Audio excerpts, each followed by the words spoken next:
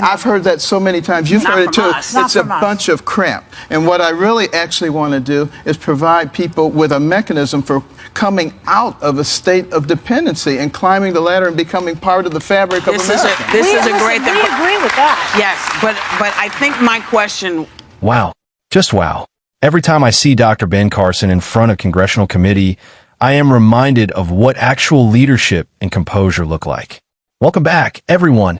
Today we are looking at this incredibly powerful moment where Dr. Carson completely holds his ground against intense political grandstanding.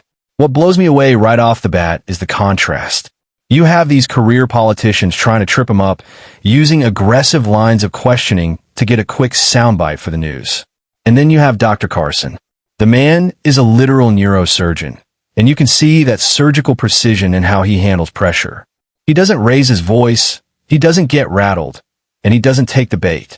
He just brings it right back to the actual facts and logic, keeping it 100% professional while making his point crystal clear. It's honestly a masterclass in how to handle Washington bureaucracy. We're going to dive into the full clip in just a second to break down exactly how he dismantled these arguments. But before we do, make sure to hit that subscribe button, smash the like video, and drop a comment below letting me know your favorite Ben Carson moment. Let's get into the full video. Other quotes that we've sort of gotten from the research is that you sort of feel that there is not actually a war on women, but there may be a war on what's inside of women. Is that accurate? Yeah, the babies. I mean, we're killing babies all over the place. And, you know, we should be, I think people can probably understand. In my case, I spent my entire career trying to preserve life and give people quality of life, even operating on babies in the womb, operating all night long sometimes on premature babies. And I get to meet those people, you know, when they're adults and productive adults. There is no way you can convince me that they're not important, that they're just a mass of cells and that you can do anything to them. I want to ask you this. Have you met with the women who have to make these horrendous decisions when they have to make them of whether or not they can bring a child into the world? I mean, we talk about bringing children into the world all the time, but periodically, some women feel, I just can't. And are you empathetic to them? Because we just had empathetic. Oh, good. Go ahead. Sorry. Go ahead. Very empathetic. And what I have said is that this is a job for us in the private sector. What we need to do is make sure that we provide adequate daycare centers for these mothers so that they can get their GED, their associate's degree, their bachelor's degree, their master's degree. You're assuming that these are mothers who aren't educated. I mean, I'm talking about women who make that. Of them. I don't know that you can. Let me tell you. Let me tell you a fact. Let me tell you a fact.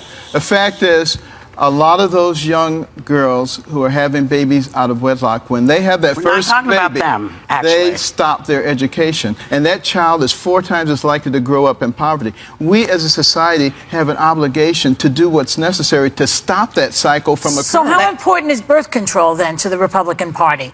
They should be out there regularly applauding Planned Parenthood for supplying birth control, mammograms, and everything else. Why are they against Planned Parenthood? Are you against birth control, too? I don't speak for the Republican Party. I speak for me. Okay, for yourself. Are you against birth control also? No, I'm not. Okay. All right. And so I guess you believe in daycare centers and maternity leave and food stamps and all the things that go along with raising a kid if you don't have the money. Here's what I believe in, because I get sick and tired of people, particularly progressives, saying Carson grew up poor, he must have benefited from government programs, and now he wants to withdraw all the programs from poor people. We do not assume Wait a minute.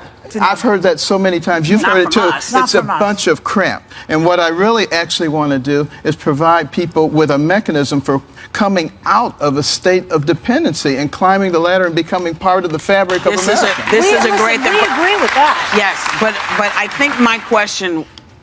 Actually, I'm going to let everybody else ask their questions. It takes me to Obamacare because you said it's the worst thing that has happened in this nation since slavery. How is it slavery and over 9 million people have it? Let me tell you why. Why?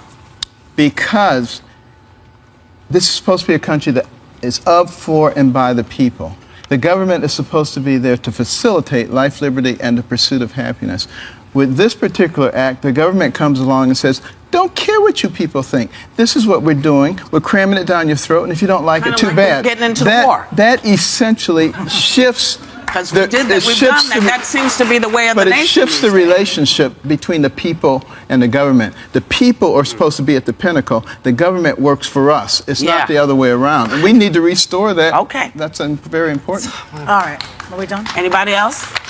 I just wanted to ask one last thing. I mean, you said that you don't necessarily relate to the Republicans, and you don't really say you're a Democrat either. So why do you feel this way? I said I don't speak for the Republicans. I didn't say I didn't relate to them. Yeah. It's a very different thing. Is there anything about the Republicans that you don't relate to? Well, I am not a highly partisan person. The issues that affect us are imminent financial collapse if we don't change our ways. Forgive me, Dr. Ben. Forgive me. They're not Republican or Democrat issues. Dr. Ben Carson, y'all. Members, wait. Members of the audience, you're all going home with Dr. Ben's book, A More Perfect Union. Thank you, Dr. Ben. Man, that was even better than I remembered.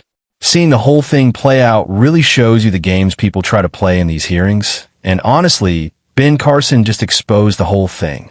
The biggest takeaway for me here is how he completely reframes the narrative. The opposition always tries to back him into a corner with these hyper-partisan, loaded questions, trying to make it seem like his policies or viewpoints don't make sense. But Carson does something brilliant. He doesn't accept their flawed premise. Instead of getting defensive, he speaks directly to the American people with common sense. When they try to lecture him, he just leans on his decades of real-world experience. He reminds everyone that he spent a lifetime solving complex problems where excuses aren't an option. You can see the frustration on the faces of the committee members because their usual political playbook just completely fails against someone who is genuinely calm and intellectually honest. He isn't there to play the DC blame game. He's there to focus on solutions that actually work for regular Americans. That's exactly why his message resonates so much with political enthusiasts who are just tired of the usual noise. He proves you don't have to shout to win an argument. You just need the truth on your side. What did you guys think about how he handled that specific exchange near the end? Let me know in the comments.